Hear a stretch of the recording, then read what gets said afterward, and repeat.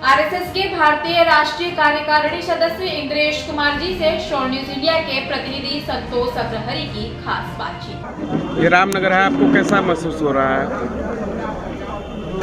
काशी में रामनगरी के अंदर एजुकेशनल ग्रुप SAH उनके एक वार्षिक फंक्शन जैसे फंक्शन में मैं यहाँ आया। हिंदुस्तान एक ऐसा मुल्क है जो दुनिया के सब धर्मों की इज्जत भी करता है, उसके साथ साथ उसको स्वीकार भी करता है और वेलकम स्वागत भी करता है। ऐसा बेहतरीन मुल्क दुनिया में कोई नहीं है और इसलिए उस बेहतरीन मुल्क को कैसा होना चाहिए ताकि दुनिया भी बेहतर बनाई जा सके और हिंदुस्तान दंगा मुक्त, औरत के ऊपर जुल्म से मुक्त, प्रदूषण मुक्त, छुआछूत मुक्त और इसके साथ साथ जो गरीब दुखी पीड़ित है उसकी मदद करने वाला मुल्क बने। नफ़रत की खेती ख़त्म हो, भाईचारे की और मोहब्बत की बहार और बयार बहे। इसलिए यहाँ बहुत अच्छे सांस्कृतिक कार्यक्रम हुए। काशी गंगा जमुनी तहजीब के लिए जानी जाती है। 22 तारीख को रामलला का प्राण प्रतिष्ठा होना है। आप क्या अपील करेंगे काशी के नागरिकों से? ऐसा है, जिसको गॉड कहा, जिसको खुदा कहा, अल्लाह कहा, रब कहा, परवरदिगार कहा, उसको वाहेगुरु भी कहा गया, भगवान ईश्वर परमेश्वर भी कहा गया, उसी को राम और कृष्ण भी कहा गया, ब्रह्मा विष्णु महेश भी कहा गया। अलग अलग जुबान में, अलग अलग मजहबों में ऊपर वाले के ये नाम हैं। मालिक एक है, नाम अनेक हैं, परंतु एक मालिक होने के कारण हम सब भी एक हैं। इसलिए अपने अपने मजहब पर चलो, दूसरे के मजहब की इज्जत करो, ना कि उसकी निंदा करो और एक दूसरे में सम्मिलित होकर चलो ताकि आवाज़ दो हम एक थे, एक हैं, एक सवाल और राष्ट्रीय इसी के साथ साथ उसी में से मैं कहता हूँ 505 वर्ष पुरानी एक लड़ाई चल रही थी जो विदेशी आक्रांतों ने दी थी और उस विदेशी आक्रांतों की लड़ाई चलते चलते 80 से ऊपर युद्ध हुए, 5-7 लाख से अधिक लोग उनमें कत्लेआम हुआ। कहीं ना कहीं जाकर एक माहौल बना कि कोर्ट के द्वारा फैसला लिया जाए। कोर्ट ने फैसला दिया। आज वहाँ राम तीर्थ न्यास क्षेत्र के द्वारा और उसका पहले भूमि पूजन हुआ, शिलान्यास हुआ। आज वहाँ पर रामलला अपने और आसन पर विराजमान होंगे और साल 2 साल में पूरा भव्य मंदिर भी बन जाएगा। मुसलमानों को भी 5 एकड़ ज़मीन देकर अपने लिए कामयाब एक मस्जिद बनाने का भी निर्देश हुआ। मैं प्रार्थना करूंगा कि वो भी अपनी मस्जिद जल्दी बना लें।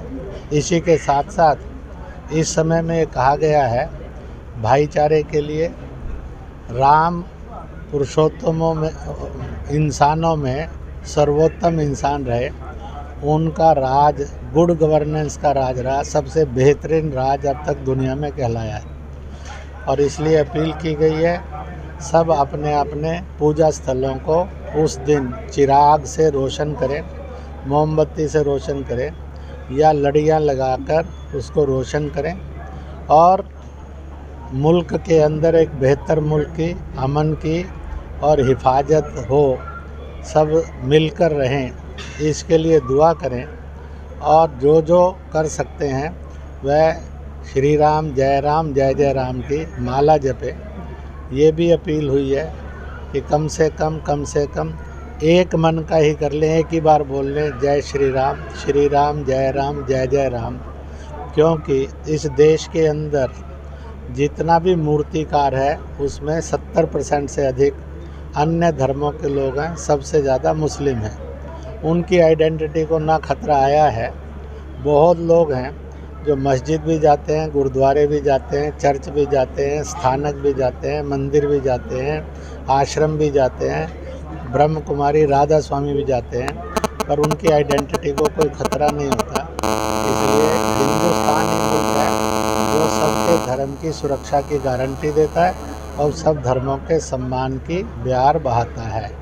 एक सवाल और सर जी कि ये आम जनमानस के पटल पे ये सवाल रहता है, विश्व का सबसे बड़ा संगठन राष्ट्रीय स्वयंसेवक संघ है और उसको हिंदूवादी संगठन से जोड़ के देखा जाता है कि ये हिंदूवादी संगठन है। आप इसके बारे में क्या कहना चाहेंगे? ऐसा है, हिंदू ना संकुचितता है, ना सांप्रदायिकता है, ना कट्टरता है, ना नफरतवाद है। हिंदू वो शब्द है जो दुनिया में सब धर्मों को सम्मान और स्वीकार करता है। आप मुझे बता दीजिए, हिंदू के अतिरिक्त कोई और दुनिया में ऐसी सभ्यता हो, संस्कृति हो, दीन हो, मजहब हो, रिलीजन हो जो सबका सम्मान करता है और सबको स्वीकार करता है। इसलिए हिंदू राष्ट्रीयता भी है, मानवता भी है। ना ये संकुचितता, सांप्रदायिकता और कट्टरता थी, ना ये कभी होगी। दुनिया कहती है, आज आप देखेंगे तो पाकिस्तान ईरान भी लड़ रहा है, यूक्रेन रूस भी लड़ रहा है और कहीं ना कहीं हमास भी इजराइल भी लड़ रहा है, लेबनान और हिजबुल भी लड़ रहा है। भारत ही है जो दुनिया में शांति का रास्ता है, क्योंकि सर्वे भवन्तु सुखिनः सर्वे सन्तु निरामया, प्राणियों में सद्भावना हो, विश्व का कल्याण हो। यह हिंदुस्तानी तहजीब ही है जो दुनिया को इंसानियत का रास्ता 2024 में लोकसभा का चुनाव होने वाला है। आप अपनी तरफ से क्या संदेश देना चाहते हैं यहाँ के आवाम को? अधिक से अधिक लोग वोट डालने के लिए आए, अधिक से अधिक ही नहीं आए। मैं सब लोगों को कहूँगा वो अधिक से अधिक लोगों को वोट कास्ट करवाएं ताकि अधिक मतदान हो। दूसरा, परखा है उसको दें जो हिंदुस्तान के हर आदमी का मान सम्मान भी बढ़ाए।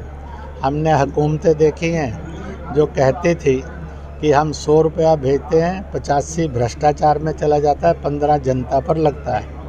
अब हम हुकूमत देख रहे हैं, सरकार 100 भेजती है, 100